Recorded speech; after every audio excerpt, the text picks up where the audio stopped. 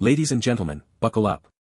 It's time to dive into the thrilling world of central bank interest rate policies, a topic that's spinning global economies like a roulette wheel. Today, we're talking about a magic number that central bankers obsess over, the neutral interest rate, or R star. This mystical rate is supposed to be in the sweet spot that neither boosts nor restrains economic growth. In other words, it's the Goldilocks rate of monetary policy, not too hot, not too cold, but just right. Or at least, that's the theory. Cue dramatic eye roll. Long story short, the world's central banks, including the almighty US Federal Reserve, are currently debating where this neutral rate actually lies. And trust me, this debate isn't just some egghead academic exercise. No, folks, it's got real-world consequences for you, your mortgage, your job, your investments, heck, your entire financial future. So, why should you care? Here's why. How central banks estimate the neutral interest rate dictates how long interest rates get cut, by how much, and at what risk.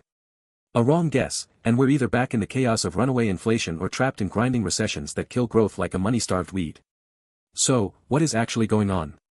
For most people, central bank actions on interest rates feel distant, boring, and overly theoretical. The neutral rate itself might sound like a harmless number.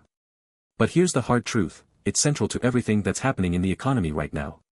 Consider this, if central banks, led by the US Fed, miscalculate where the neutral rate is, which history tells us they've done plenty, the entire global economy pays the price. Lower interest rates can encourage borrowing and spending, which sounds great, until you realize that too much cash flowing around the economy drives inflation skyward. We're talking the kind of inflation where everything suddenly gets more expensive, your rent, your groceries, even that streaming subscription you can't live without.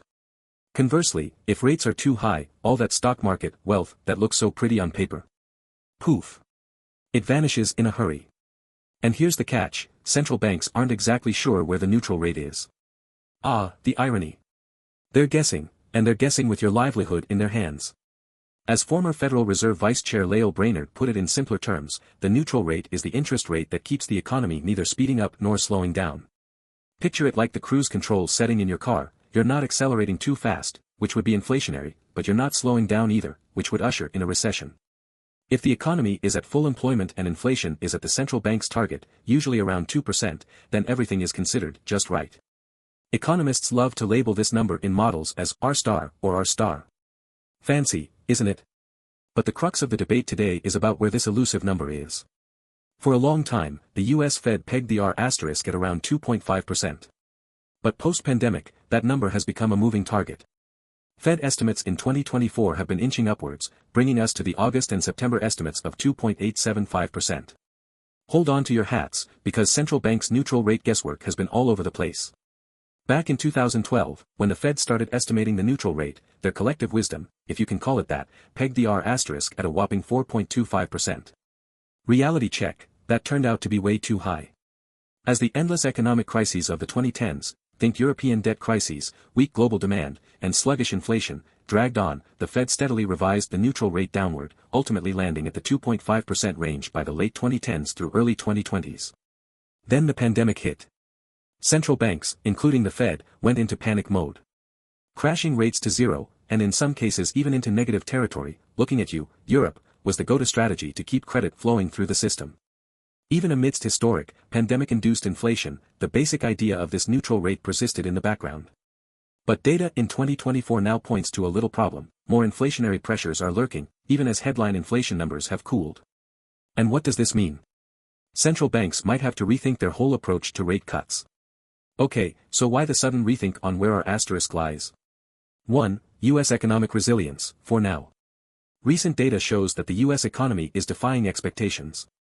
Job numbers have held up better than anticipated, and while inflation has cooled, core inflation, the kind that excludes volatile stuff like food and energy, hasn't returned fully to comfortable levels. Essentially, inflation isn't raging, but it hasn't been fully tamed either.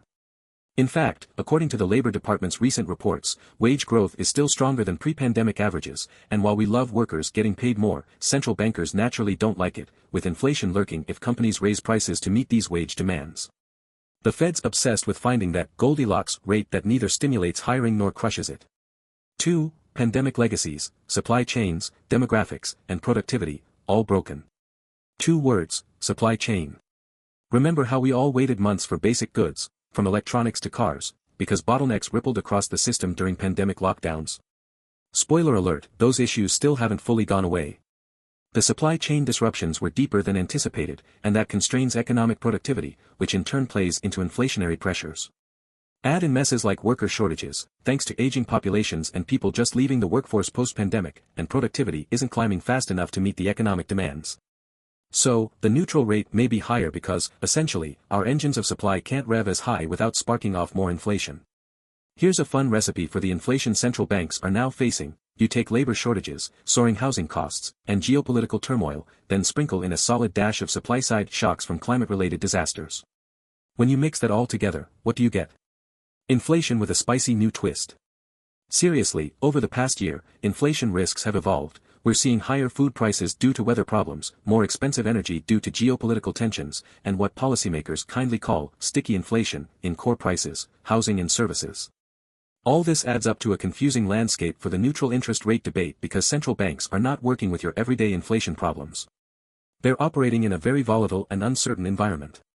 Now, this is where things get really interesting for investors. Pay attention. You see, Treasury bonds, a favorite playground for institutional and retail investors, are tethered closely to the Fed's interest rate policies. When the Fed says they expect the neutral rate to rise, bond yields rise in their wake. Remember, bond prices fall when yields rise, and vice versa. If the Fed underestimates where the neutral rate lies, bond yields could skyrocket, and, you guessed it, bonds themselves could hand out painful losses to anyone mistakenly assuming that more rate cuts lie ahead. But, and it's a big but, if the Fed overcorrects and signals that the neutral rate is lower than it really is, Treasury yields could drop, meaning bondholders who guessed right will be counting their winnings. This high-stakes game is why investors and analysts alike are glued to Fed meetings and upcoming reports, especially after Fed Chair Jerome Powell hinted at a more cautious approach going forward. By December 18th, with fresh estimates from the Fed, we'll know more about where the neutral rate debate stands, and the markets will react accordingly. This tension is what makes understanding central bank policy not just a hobby for economists but a requirement for anyone managing money today. So where do we go from here? Fed Chair Jerome Powell has made it clear that the central bank is taking a more cautious approach going forward, as recent large rate cuts have done their job bringing the patchy inflation landscape under better control. However, he bluntly admitted they're still aiming for neutral, and they're still not quite sure where it is. Powell himself said, "We can afford to be a little more cautious as we try to find neutral." In Fed speak, this means lowering the pace of cuts and letting data guide the way. In simple terms, they want to keep cutting rates to keep markets happy, but at a pace slow enough that they don't unintentionally cause inflation to come back full force. Keep your eyes peeled.